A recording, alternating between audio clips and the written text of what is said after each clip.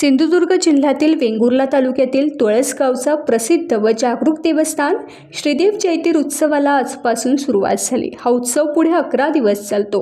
कौसाळ उत्सवानं या उत्सवाची सांगता होते। या उत्सवाला माणसालाच देवाचं रूप मानून सन्मान करण्याची अद्भुत अशी परंपरा आहे। म्हणूनच या उत्सवाला नराचा नारायण बनलेला जयतीर देव उत्सव अशी आख्यायिका आहे।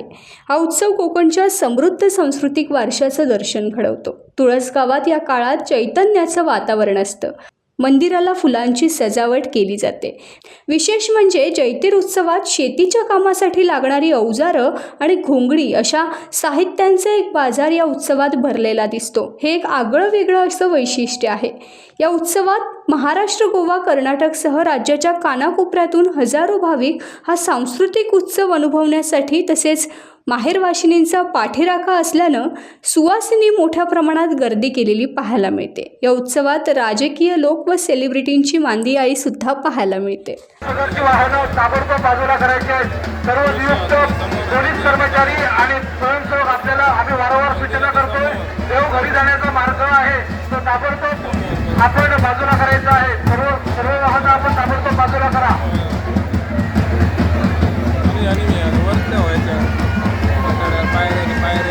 सामाजिक कार्यकर्ते आणि प्रसिद्ध उद्योजक समीर कुडाळकर यांचं जयतीर उत्सवादरम्यान आपण दरवर्षीप्रमाणे जयतीर देवतेच्या कार्यक्रमाला संपूर्ण महाराष्ट्रातनं असंख्य लाखो मंडळी या ठिकाणी मंदिरामध्ये आशीर्वाद घेण्यासंदर्भात येत असतात आणि अनेक वर्षाची परंपरा असलेली आपली जयतीर मंदिराची खासियत आहे की ज्या वेळी जी गोष्ट आपण देवतेकडे मागणी करतो ती मागणी पूर्ण ही देवता करते आणि असंख्य लाखो भाविकांची श्रद्धा आपल्या देवतेवरती आहे। या ठिकाणी सिंधुदुर्गातनं फक्त नसून तर 36ही जिल्ह्यातनं, मुंबईच्या सर्व पट्ट्यातनं या ठिकाणी देवतेकडे आशीर्वाद घेण्यासाठी मुंबईची सर्व मंडळी या ठिकाणी आलेली आहे।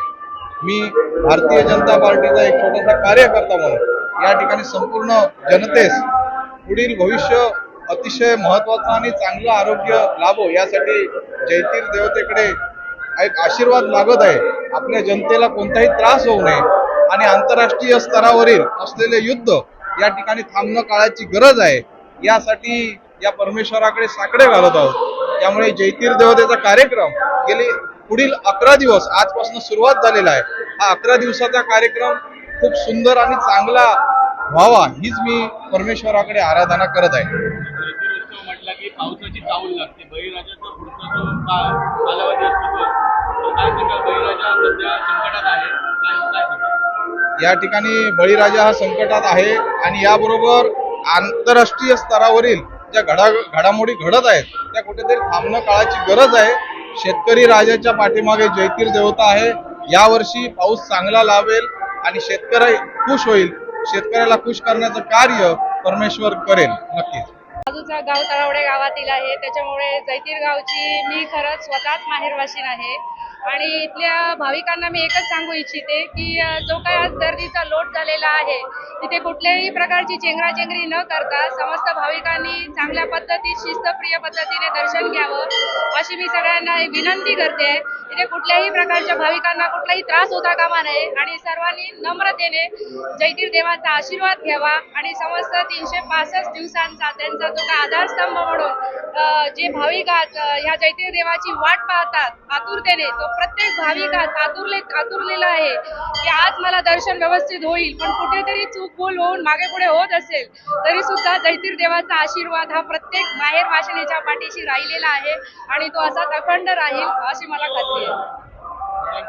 आज तुम्ही बघत असाल की जयतीर उत्सव आहे। खूप लांबून पुण्या, मुंबई तसेच आपल्या अनेक ठिकाणून लांबून गोव्याहून असे सगळे आपले ग्रामस्थ इकडे आलेले आहेत आणि पूर्णपणे गर्दी आहे। पण तुम्ही ही सगळी गर्दी पाहता, आज एवढं सुंदर नियोजन आज आपल्या कमिटीने केलेलं आहे की कुठेही चेंगराचेंगरी नाही की काय नाही आणि उलट सगळ्यांना व्यवस्थितरित्या आज आपल्याला दर्शन घेता आलं। त्याबद्दल सगळ्या कमिटीतर्फे मी सगळ्यांचे आभार मानते। पासून श्रीदेव जयतीराचा वार्षिक जत्रोत्सव सुरू झालेला आहे। 16 मे ते 25 मे या कालावधीमध्ये हा जत्रोत्सव साजरा होणार आहे। 25 मेला ह्या उत्सवाची सांगता होणार आहे। गेली 450 वर्षापूर्वीची आख्यायिका असलेला या गावाला एक वेगळा इतिहास आणि देवाच्या ह्या आख्यायिकेला एक वेगळा इतिहास असलेला देव म्हणून ओळखला जातो. नवसाला पावणारा, हाकेला धावणारा आणि माहीर वाशिणींचा देव म्हणून याची वेगळी ओळख आहे. पूर्ण महाराष्ट्रातील कानाकोपऱ्यातून, सिंधुदुर्गातील कानाकोपऱ्यातून बरेचसे भाविक या ठिकाणी येत असतात.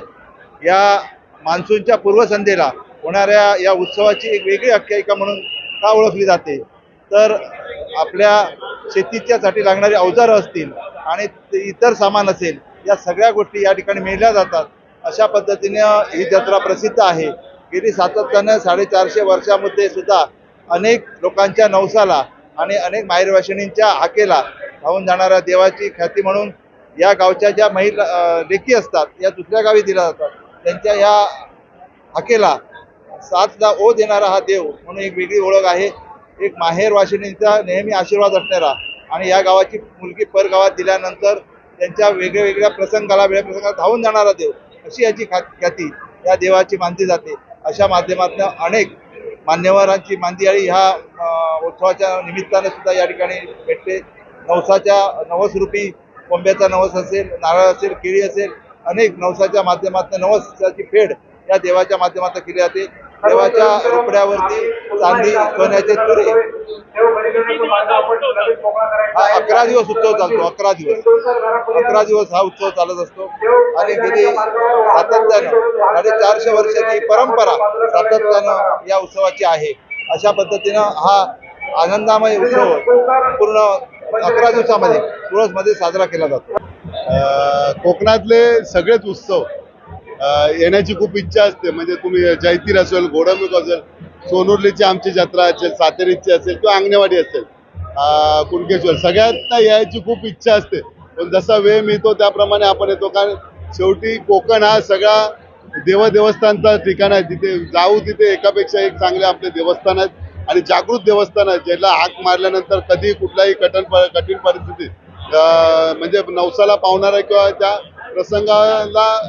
प्रसंगापासून दूर करण्यासाठी आपण त्याची आराधना करतो. आणि ते खरोखर मला तर खूप अनुभव आहे आमच्या घोडेमुखाचा. कधी कठीण परिस्थितीत हाक मारल्यानंतर त्यातून आपोआप काहीतरी मार्ग निघून त्यातून कुठला तरी चांगला प्रसंग येतो.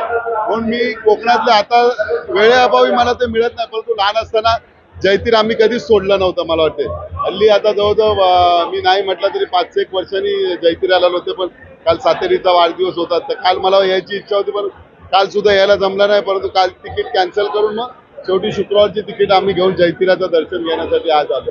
कोकणात सध्या आंबा काजू बागायतदारांवर सध्या संकट आहे, तर काय साखर घातलंय जैतीरच्या? जैतिराला मी एवढेच साकडा घालतो, जे कोण सध्याचे राज्यकर्ते आहेत त्यांना सुबुद्धी दे.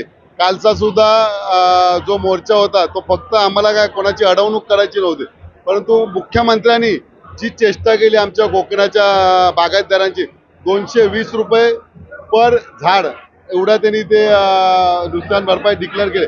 आज तुम्हाला माहिती आहे, मला माहिती आहे की कोकणात एका झाडाला कमीत कमी 400 ते 500 रुपये खताला लागतात आणि आपली घोर चेष्टा केलेली आहे.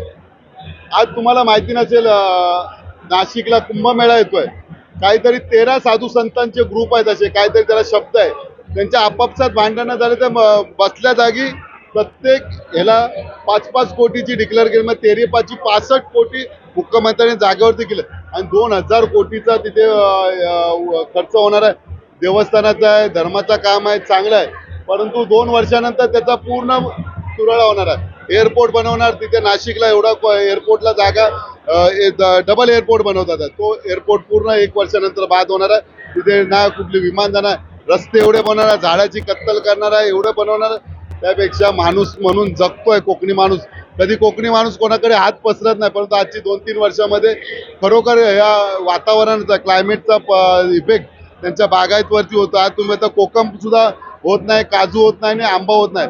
आणि कोकणाची जी काही आर्थिक कणा आहे त्या 3 याच्यावरती अवलंबून असतं, काजू, कोकम आणि आंबा. आणि तेच जर ढासळला तर कोकणी माणूस जगणार कसं?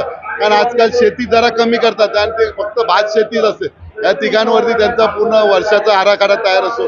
त्यासाठी मी जैतिराकडे एवढाच साकडा घालतो की खरोखर त्यांना सुबुद्धी आणि कोकणाकडे लक्ष द्यावं. टाइम्स डिजिटलला लाईक करा, शेअर करा, सबस्क्राईब करा आणि बेल आयकॉन दाबायला विसरू नका. Times digital.